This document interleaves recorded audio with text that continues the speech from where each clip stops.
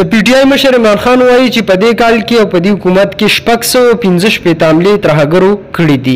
دغه هغه نن ټویټ کړی دی، ورسره پوره تفصیل لیکلی دی چې زموږ په حکومت کې دومره حملې نه وي شوي څومره چې په دې حکومت کې شوي دي په دې یو کال کې. دغه خبره ویهي سمه ده چې د عمران خان په حکومت کې د طالبانو بریدونه دومره زیات ته و، هغه ځکه چې هغه طرف ته طالبانو حکومت نه و، د اشرف غني حکومت و، او دې اړخ ته د طالبانو ملګرتیا او سپورټ دومره پورې جاري و چې 10 کروڑ روپۍ عمران خان یو مدرسې له ورکړي دي. د حقاني مدرسې له 10 کروڑ روپۍ د وخت په وخت ورکړي. دا شانتې نورو سیاستدانانو هم دغه ټول چې څومره لینکونه دي دغه په ګوګل پراته دي او د مختلف ویب سایټونو تاسو کتلی شئ چې د طالبانو سره څومره ملګرتیا کړې ده. شاه محمود قریشي کوم چې د پارټۍ وزیر و هغه ورته وایي چې راځئ زموږ ملک ته او موږ هلته ستاسو ملګرتیا کوو. دا د ډي جی ایس آی مشر فیض حمید هم د ده په حکومت کې ځي او هلته طالبانو سره ملاقاتونه مذاکرات او دغه شانتې نور هر څه کوي. دغه مولیان د کروڑونو روپو په ګاډو کې ورسره د لکونو روپو روټۍ خوري. د دې وجه نه د دوی خېټې هم ګز ګز غټې شوي. خو په دې هر څه کې لیډرانو پوجانو مولیانو ته ګناه نشته، ولې چې دغه هر څه د دې ولس ته طرفه دي او د دې ولس زور ته هېڅوک نشي ټینګېدلی.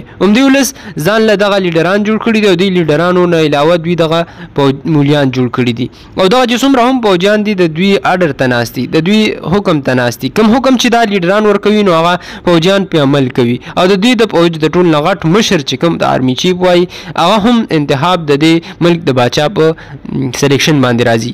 نو دغه سلیکشن چې کله د دې عوامو کې نو بیا د دوی مولیان دغه شانتې ورزشونه کوي، لندن ته کینیډا ته او دغه شانتې نورو د انګریزانو ملکونو ته چکرې وهي، د هغوی پېښې کوي او د هغې په شان ورزشونه کوي او د هغوی نه زیات د خوراکونو قسمونو باندې چلونه زده کوي.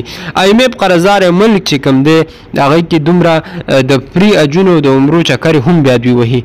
خو دغه مولیان چې څومره نهرې کوي یا د دې لیډران چې څومره نهرې کوي یا د طالبانو سره ملاقاتونه کوي او په دې کې یو لیډر هم داسې نشته چې د هغوی د طالبانو ملګرتیا یا د هغوی سره امداد یا ملاقاتونه نه وي. دغه ګناه ټوله دې عوامو ته د دې لیډرانو ته ده، ځکه چې څومره کارونه کوي نو هغه د عوام کوي او عوام ځان له دغه لیډران مشران کی د کومو په وجه چې بیا دا ټول ملک چلیږي او دغه چې څومره هم د سکیورټي او پولیس ادارې دي هغه د دوی په حکم کینی او پاسي.